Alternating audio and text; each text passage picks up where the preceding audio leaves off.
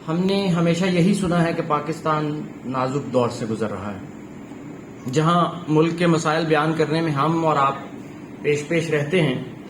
نایاب ہیں وہ لوگ جو طنز، گلے اور شکایات سے بالکل الگ تھلگ اپنے حصے کی لازوال شمع جلانے میں مصروف عمل ہیں۔ ڈاکٹر امجد ثاقب طب کی تعلیم حاصل کرنے کے بعد ملک کی اعلیٰ سول سروس سے منسلک ہوئے، لیکن کریئر کے عروج پر اسے خیر آباد کہہ دیا، اور اس کے بعد براہ راست معاشرے کی اصلاح اور ترقی سے جڑ گئے۔ اخوت فاؤنڈیشن کے قیام سے وہ اب تک کتنے ہی کم مراد یافتہ افراد کو سود سے پاک قرضہ جات کی فراہمی ممکن بنا چکے ہیں۔ یہ وہ افراد ہیں جو ان کی اس لگن اور شب و روز کی محنت سے چھوٹے کاروبار کھڑے کرنے اور اپنے خاندان کا پیٹ پالنے کے قابل ہو چکے ہیں۔ ڈاکٹر امجد ثاقب اس ملک کے لیے امید کی ایسی کرن ہیں جو ہمارا ایمان اچھائی پر بنائے رکھنے میں اہم کردار ادا کرتی ہے۔ ڈاکٹر صاحب سے درخواست ہے کہ وہ پوڈیم پر تشریف لائیں اور علم کا سفر کی رونمائی میں کلیدی خطبہ پیش کریں۔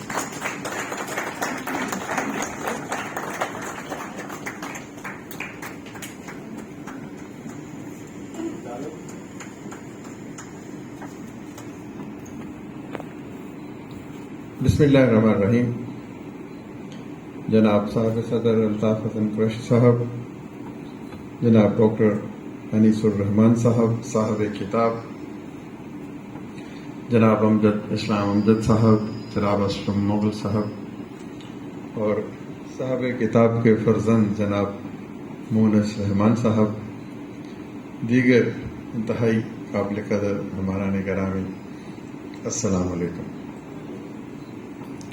میرے لیے واقعتاً یہ بڑا ایک اعزاز ہے کہ مجھے اس خوبصورت، دلکش، دل نشیں، سبق آموز اور اخلاص سے بھری ہوئی کتاب کے بارے میں کچھ کہنے کا موقع ملا۔ کیا کہتے ہیں کہ سب میر کو دیتے ہیں جگہ آنکھوں پہ اپنی، اس خاکے رہے عشق کا اعزاز تو دیکھو۔ تو میں تو اس قابل نہیں تھا، لیکن یہ جو مواخات مدینہ سے ہمارا عشق اور محبت ہے، الحمدللہ اس نے اس قابل بنایا کہ انہوں نے مجھ سے بھی کچھ کہنے کے لیے مجھے دعوت دی۔ پہلے تو میں صاحب کتاب کے بارے میں کچھ کہوں۔ نرم دمے گفتگو، گرم دمے جستجو، محبت اخلاص کا مرکہ، بولتے ہیں تو انکسار کے ساتھ، اور میرے نزدیک humility is the ultimate quality and trait of leadership. بہت سے لوگ آئے یہ دعوے کر کے کہ ہم دنیا کو بدل سکتے ہیں، اور ان کا نام و نشان بھی باقی نہیں رہا۔ بہت سے لوگ آئے جنہوں نے کچھ نہیں کہا اور بہت کچھ کر کے چلے گئے۔ ڈاکٹر صاحب کا انکسار، ان کی متحمل شخصیت، اور کوئی زوم نہیں کہ میں بہت علم رکھتا ہوں، ان سے اور ان کی اہلیہ سے کوئی 10-15 برس پہلے میری ملاقات ہوئی، اور پھر وہ کیا کہتے ہیں کہ وہ تو ایک لمحے میں دل میں آ بسے، میں کس طرح عمر کے حاصل کو لمحوں کی شناسائی کہوں۔ تو چند ہی لمحوں میں ہماری دوستی،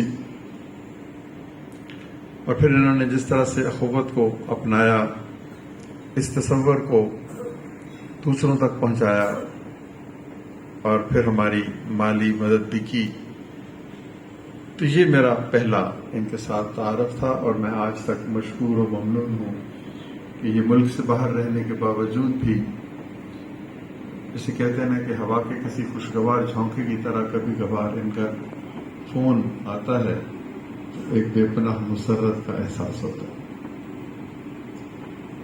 دوسری شے یہ کتاب ہے۔ کتاب کے بارے میں ہم کیا کہہ سکتے ہیں؟ شامی صاحب نے بھی کہا، مجیب الرحمان شامی صاحب، امجد اسلام امجد صاحب نے بھی کہا، آپ پڑھیں گے تو آپ کی بھی اپنی رائے ہوگی. میں نے بھی اس کا فلیپ لکھا ہے کہ اس کتاب میں بہت کچھ ہے.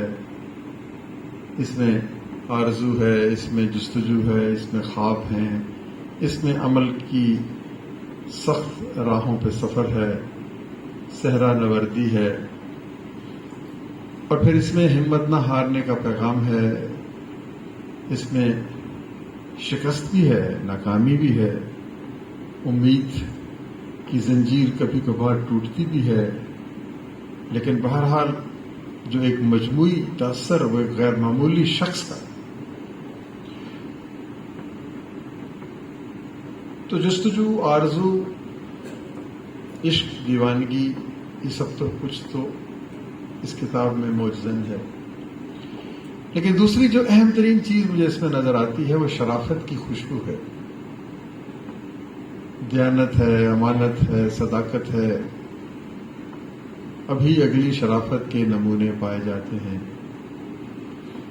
ہر روز جو ہم گلہ کرتے ہیں کہ ہماری اخلاقی اقدار کا جنازہ نکل گیا، تو اس میں وہی مٹتی ہوئی تہذیب کے کچھ آثار ہیں، کچھ نقوش ہیں، کچھ تصویریں ہیں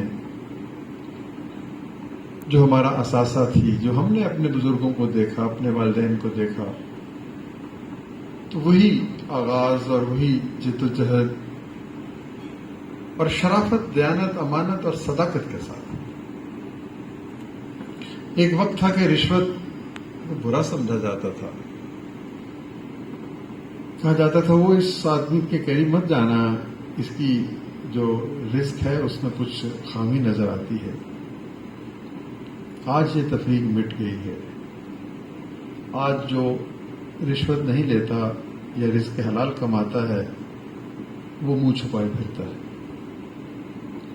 اب یہ کتنی بڑی تبدیلی 30-40 برس میں ہمارے سامنے آئی.